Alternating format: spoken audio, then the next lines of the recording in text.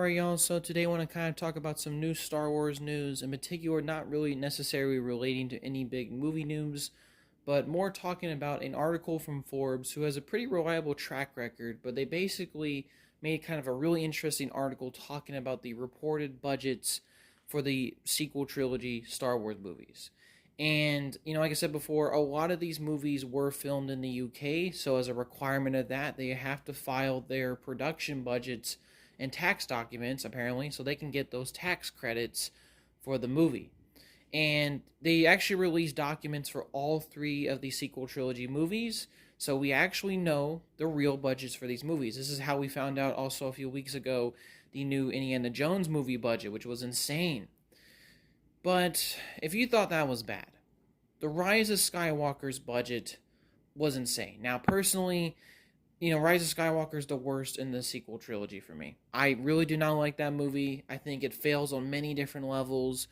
You can complain and crap on The Last Jedi, but The Last Jedi at least took some more creative risk and just interesting things. Rise of Skywalker is just a really safe movie, but all in the wrong ways. Just not a good movie. That being said, in this new Forbes document, they reported the budget to be an eye-watering close to $600 million. I didn't make this up. The movie apparently cost $600 to make. This is not including marketing and any other expenses. The final budget was about $580-something million. How the hell did Disney spend so much on this movie? I understand Rise of Skywalker was rushed. Abrams only had like a few weeks to write the script. I get that.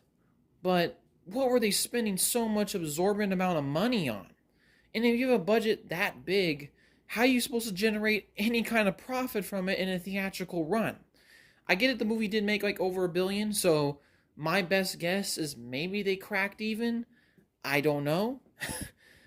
This article mentions the fact that they may have generated a net profit of $100,000, and they apparently got tax credits up to $100 million, so they definitely saved some money. But studios are spending way too much money on these movies.